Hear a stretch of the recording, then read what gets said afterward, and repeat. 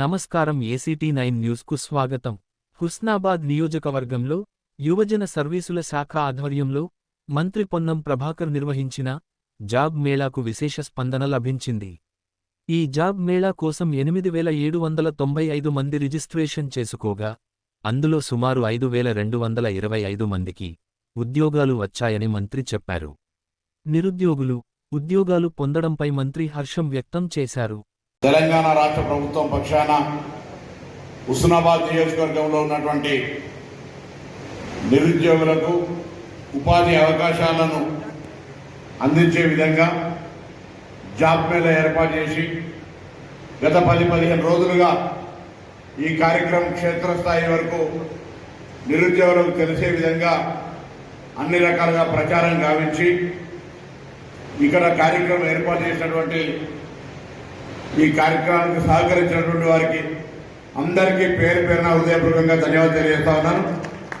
ఈరోజు 8,000 చిల్లర అప్లికేషన్లు వచ్చినా, కొంతమంది అప్లికేషన్ పెట్టి రాలేకపోయినా, కొందరు నేరుగా వచ్చిన 1310 మందికి ఈరోజు కన్ఫర్మేషన్ లెటర్స్ ఇవ్వడం కానీ, దాని తర్వాత 3,887 మందికి ఇన్ ప్రిన్సిపల్ సెలెక్షన్ చేసుకొని ఫర్దర్ సెకండ్ స్టేజ్ ప్రాసెస్లోకి పోయే విధంగా సర్టిఫికేట్ వెరిఫికేషన్ కావచ్చు, జాబ్ ప్లేస్ లొకేషన్ వెరిఫికేషన్ కావచ్చు, శాలరీ నెగోషియేషన్ కావచ్చు, ఏమి తీసుకున్నా దానికి సంబంధించినటువంటి ఉద్యోగ అవకాశాలను మీకు ఉంది అని చెప్పుకునే విధంగా ఒక ఇన్ ప్రిన్సిపల్ సెలెక్షన్ కూడా జరిగిన సందర్భంగా చాలా సంతోషంగా ఉంది. నేను ఎన్నికలకు ముందు కూడా చెప్పిన ఇక్కడ ఉండే ప్రాంతానికి అనేక రకాలుగా వ్యవసాయాధిరిత కావచ్చు, లేదా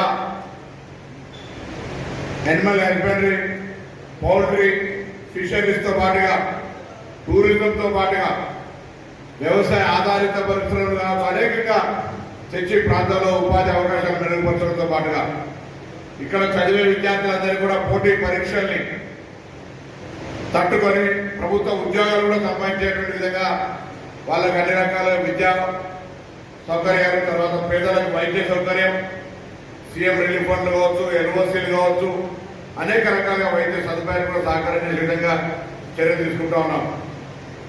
నిన్ననే మాణిక్యపూర్ల అంబేద్కర్ గారి విగ్రహావిష్కరణ చెప్పినాం. హుస్నాబాద్ నియోజకవర్గంలో ప్రభుత్వ పరంగా మెడికల్ ర్యాంకు సంపాదించి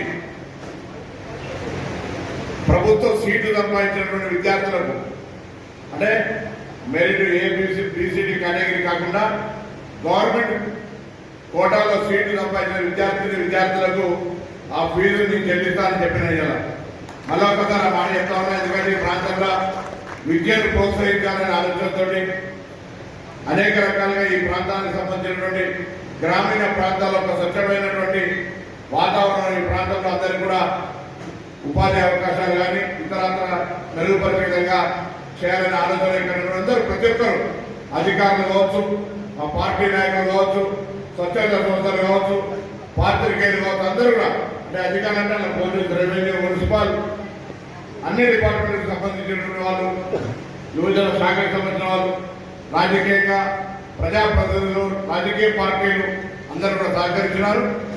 దాని తర్వాత ఇవి వీలైతే అవసరం ఉంటే ఎక్కడైతే బాగా డిమాండ్ అప్లికేషన్ వచ్చిందో, ఏ ఉద్యోగాలకైతే కావాలనుకుంటారో అటువంటి వాళ్ళని మళ్ళీ ఒకసారి ఆ కంపెనీలకు మాత్రమే పరిమితం చేసి కొంత డిసెంట్రలైజ్ చేసి మండల స్థాయిలో చేస్తే బాగుంటుందని నా ఆలోచన. దానికి సంబంధించిన విధి విధానాలు తెలియ కానీ విధంగా పరిచయం ఉన్నటువంటి ఇక్కడ ఈ ప్రాంతంలో చాలా మంది నర్సింగ్ చదివి ఫార్మసీ చదివి ఉన్నారు.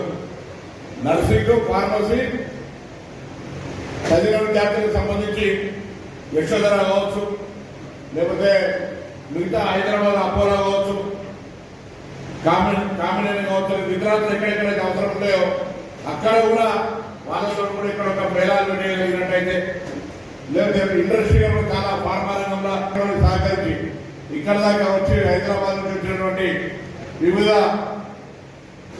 శాఖలు లేదా డిపార్ట్మెంట్స్ లేదా కంపెనీలు లేదా సంస్థలకు సంబంధించిన ప్రతి ఒక్కరు కూడా పేరు పేరున నా హృదయపూర్వకంగా ధన్యవాదాలు. ఇక్కడ శాసనసభ్యులందరూ కూడా పేరు పేరు నమస్కారం తెలియజేస్తూ భవిష్యత్తులో ఈ ప్రాంతం నుంచి మీ దగ్గరికి ఎవరైనా ఉద్యోగం కావాలని వస్తే సానుకూలంగా స్పందించమని విజ్ఞప్తి చేస్తూ నమస్కారం చెప్పి తెలుసుకుంటాం.